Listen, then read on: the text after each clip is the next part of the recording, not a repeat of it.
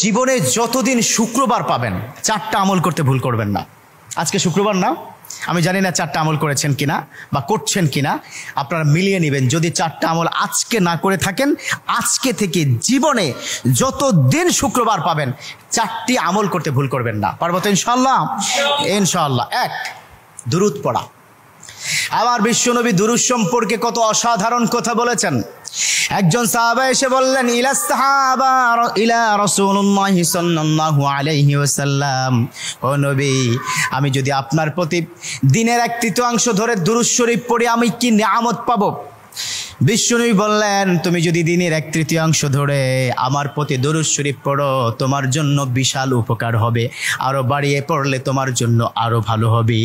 সাহাবা মহা খুশি হয়ে গেলেন, ইয়া রাসূলুল্লাহ, আমি দিনের অর্ধেক সময় জুড়ে যদি আপনার প্রতি দুরূদ শরীফ পড়ি তাহলে কি হবে?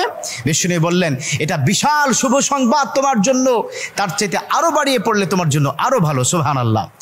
বিশ্বনবীর কথা আবেগতাড়িত হয়ে সাহাবা বললেন, ও নবী, আমি পুরো 24 ঘন্টার যখনই সময় পাবো তখনই যদি আপনার প্রতি দুরূদ শরীফ আমি পড়তে পারি গো নবী।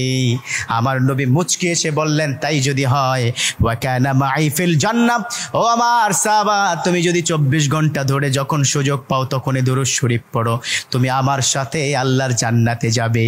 সুবহানাল্লাহ। এর মানে দুরূদের কি পাওয়ার!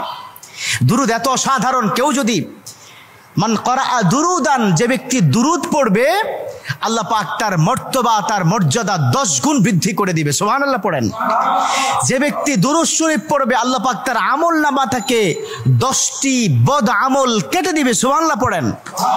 যে ব্যক্তি দুরূদ শরীফ পড়বে আল্লাহ পাক তাকে 10টি নিয়ামত দান করবেন, যে নিয়ামত সে কখনো ভাবতে পারেনি। সুবহানাল্লাহ পড়েন।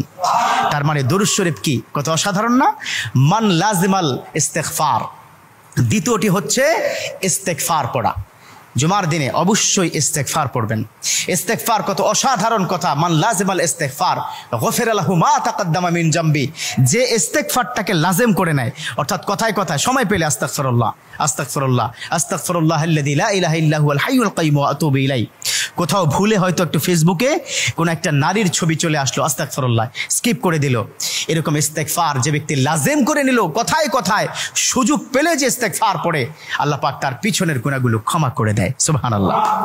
তৃতীয় নম্বর কাজ দেব, জুমার দিনে ভুল করবেন না, সেটা হলো ফজরের নামাজটা আদায় করতে ভুল করবেন না। এখন যদি আমি জিজ্ঞাসা করি, মাশাআল্লাহ এখানে যতজন আছেন আজকে ফজরের নামাজ পড়ছেন কিনা, মনে হয় না আমি খুব বেশি পাবো যে ফজরের নামাজ পড়েছেন। আর 4 নম্বর যেটা হচ্ছে, জুমার দিনে যতদিন জুমার দিনে আপনি পাবেন সবার আগে মসজিদে প্রথম কাতারে আসবেন।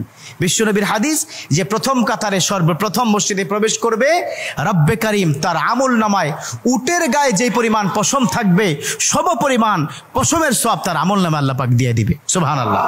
তা 4টা আমল করবো তো ইনশাআল্লাহ? আল্লাহ পাক কবুল করে নেক। আমিন।